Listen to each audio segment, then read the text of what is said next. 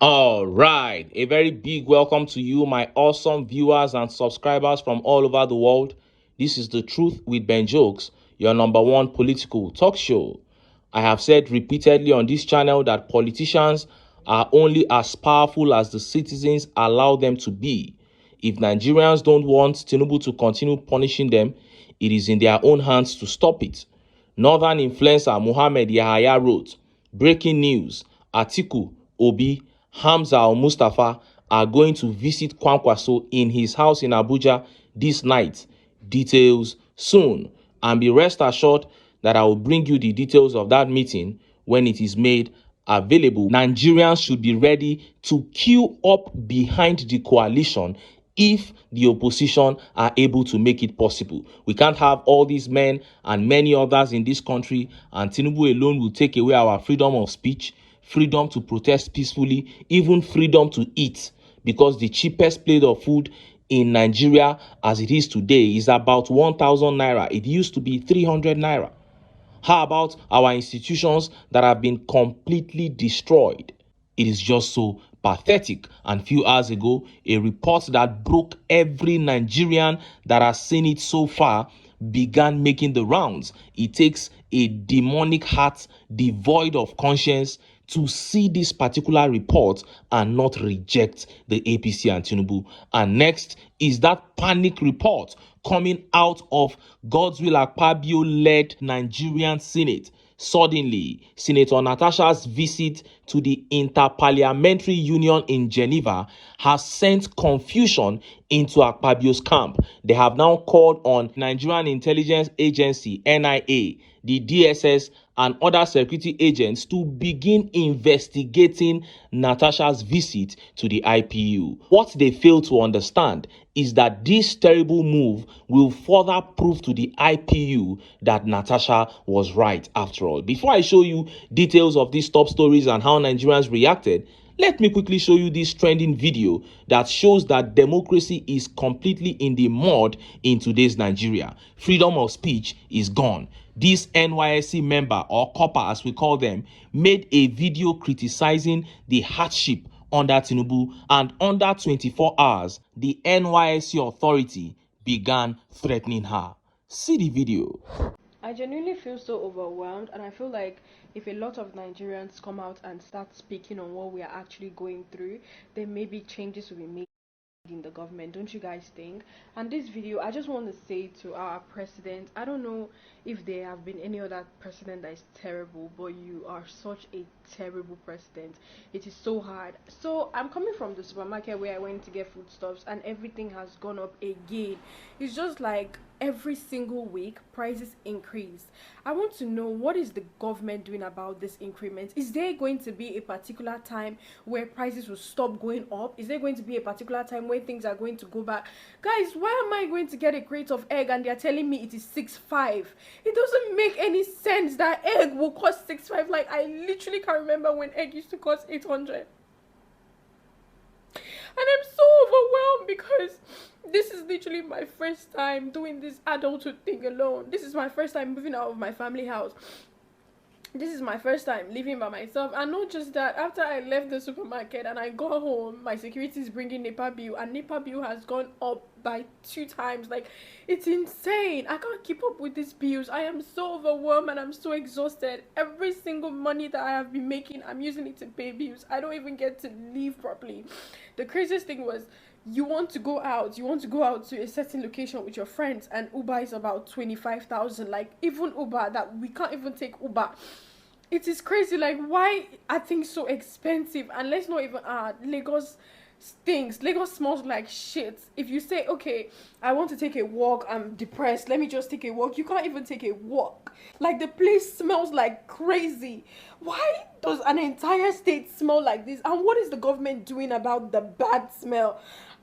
Everything is just so overwhelming. You want to start up a business, and now you have to take a loan to start up a business, and the loan, you don't even know if you can actually repay it, because the business. I don't know. I'm just so tired. Like, why is no one saying anything about it? Being an NYSC copper, there's nothing beneficial about this whole NYSC thing. The money I spend on transportation is just more than the alawi the government gives me. Like, it doesn't. I can't keep up. Like, I'm so tired of this bill, and I can't keep up. I am overwhelmed, and I'm tired. I'm exhausted. It's too much, and I wish that we would start calling the government out heads on. For example, Tinubu, you are a terrible president. Like, what are you doing to help us? What are you doing to help the economy? You are so terrible. I'm so sick and tired of Nigerians acting like we are strong, and they say, oh, Nigerians, we are actually very strong. Oh, no matter how much they increase things, we still chest it. No, it is not cute. We are cowards. That is a cowardly behavior. You don't stand to ask people, oh, why is this expensive? For example, MTN, literally, I spend over like 20,000 on data in a week, and I'm not even joking. 1.5 data cannot even last me for an entire day. I have to do 1.5 like 2 times a day, which is like 3,000 a day. It is too much. Like, what are you guys doing about it? Like, what is happening? I'm tired of paying bills. I feel like I don't have anything. I feel like I don't have any achievement to call my own. Every single time that I work hard, I'm spending it back in the economy to pay bills, and I wasn't created to pay bills. I'm just really tired, and I just want our money to count for something. And when is the government going to actually start working? You heard that. Just a Nigerian lamenting about what she's going through. Only one line addressed Tinubu directly. She said, Tinubu is terrible. That is, as a leader, you are terrible. She didn't call him foolish or stupid or a criminal. She only rated his performance at Aso Rock and called it terrible. Now look at this. NYSC threatens Lagos core member over viral video labeling Tinubu terrible. Now let's hear from the copper herself. So guys, yesterday I made a video talking about the Nigerian government and how terrible President Tinubu is, and I was crying in the video. So 30 minutes ago, I just received a call from the NYSC board, starting with the secretariat before the LGI, and for the secretariat, for the NYSC secretariat, I'm going to attach what she said, some of the things she said, so you guys will hear. Are you normal? I wasn't insulting the president, ma. I was only asking for accountability. Hold down that rubbish you put there. Ma, are you threatening me? Hold down that rubbish, and you are not talking to your mate. Ma, she called me and she was shouting and she was threatening me to take down the video. And in my first mind, I'm like, wait, how did they get my phone number? And then I realized that every NYSC copper has to fill a file with your phone number and your address. I'm like, these people actually have my house address and they know where I'm staying. And now they have started calling me first to threaten me. It is so bad that you can't even just speak up about the government because they feel like they have chains to hold you. You're already calling me to threaten me. And this is, I will literally attach what she said so you guys can hear. She was telling me that I was insulting the president. I never insulted the president. I said he's terrible. That is not an insult. It is a statement, and I did not go on and start saying, oh, Tinubu, you're this, you're that. I just said he's a terrible president. And it's okay for a body to identify that, okay, this person is actually terrible at their job. So why is it a problem that the NYSC government, NYSC secretariat, or NYSC board will call me to threaten me? Like, why is that okay? That I can't speak up for something that is directly hurting me?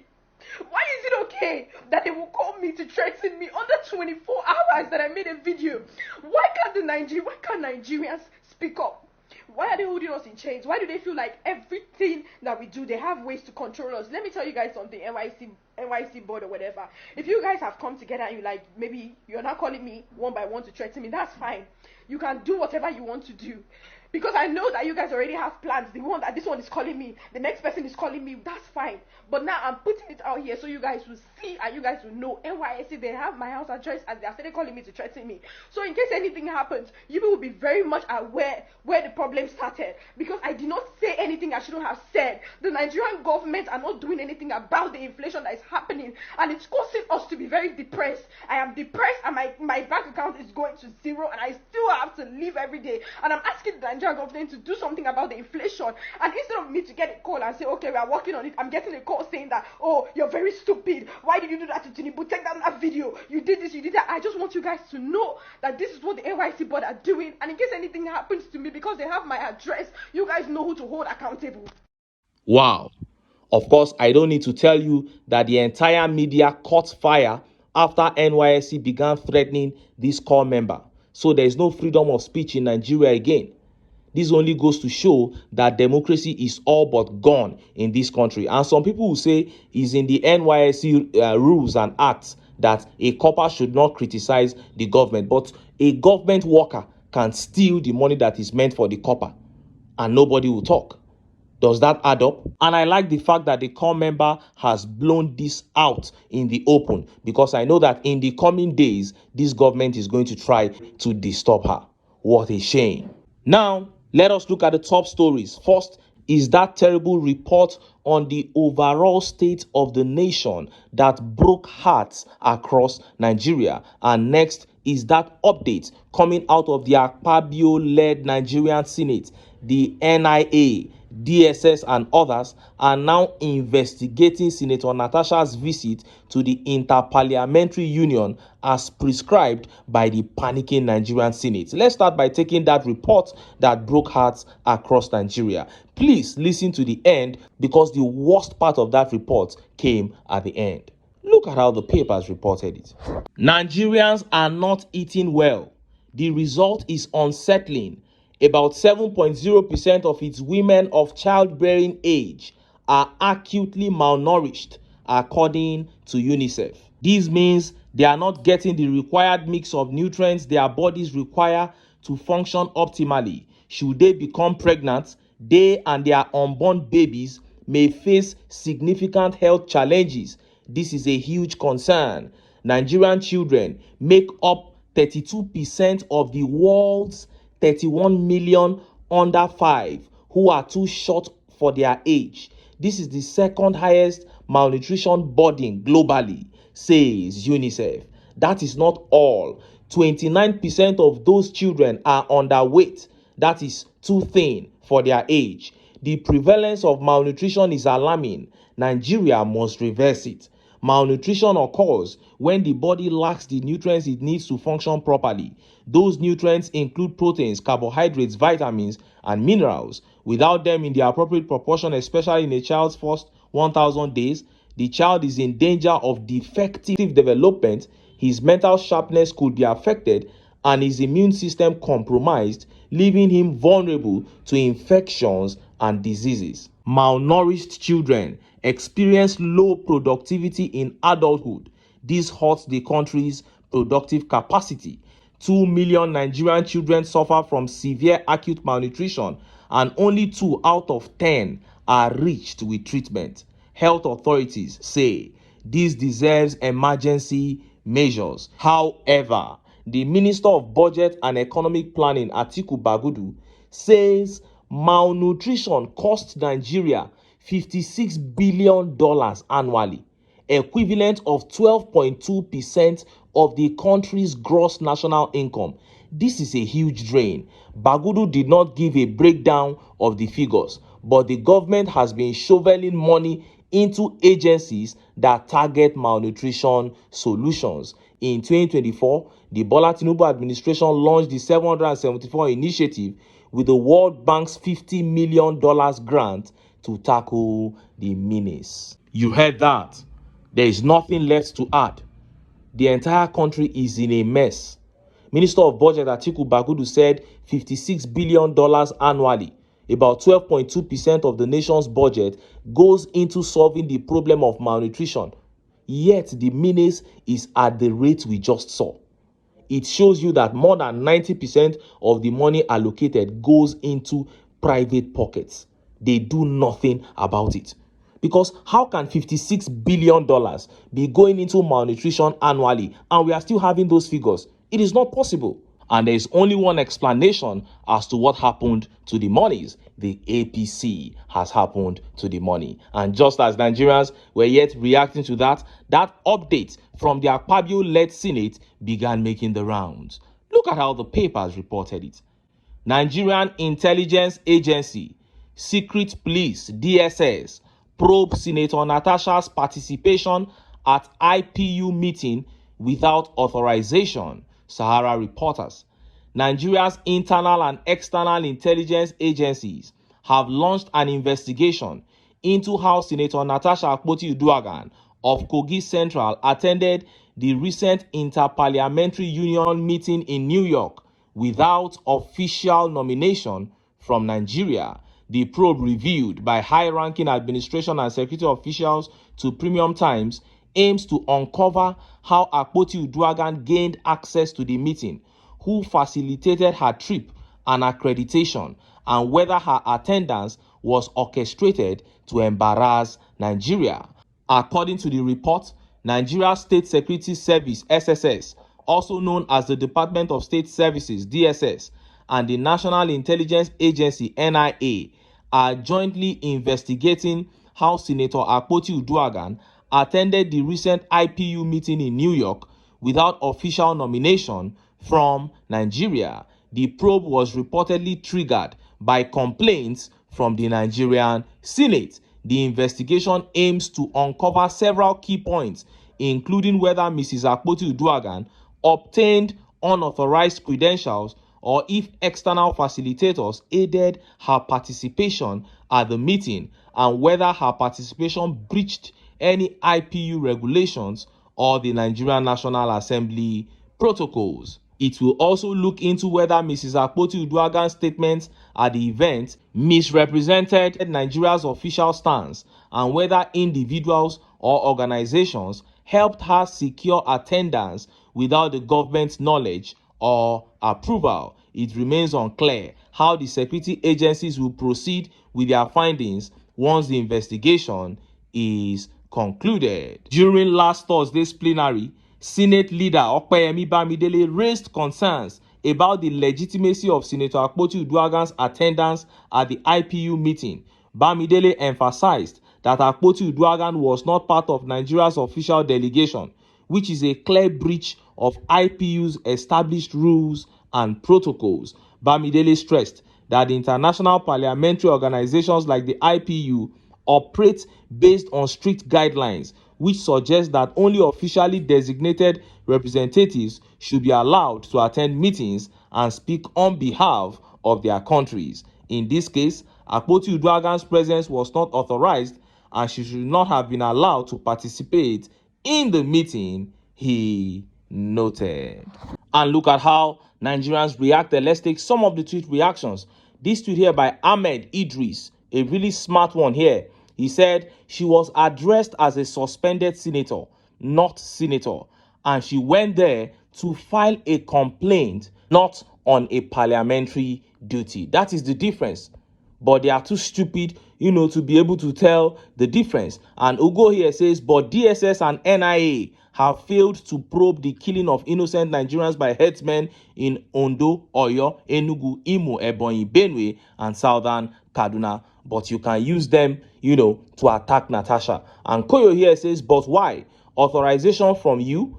It is only IPU that can stop her from attending a session. That is it. IPU, they have that prerogative. If they want her to attend, you can't stop her. And Femi here says, insane. So it is DSS that will allow her on where to go when the issue is a personal one. I laugh.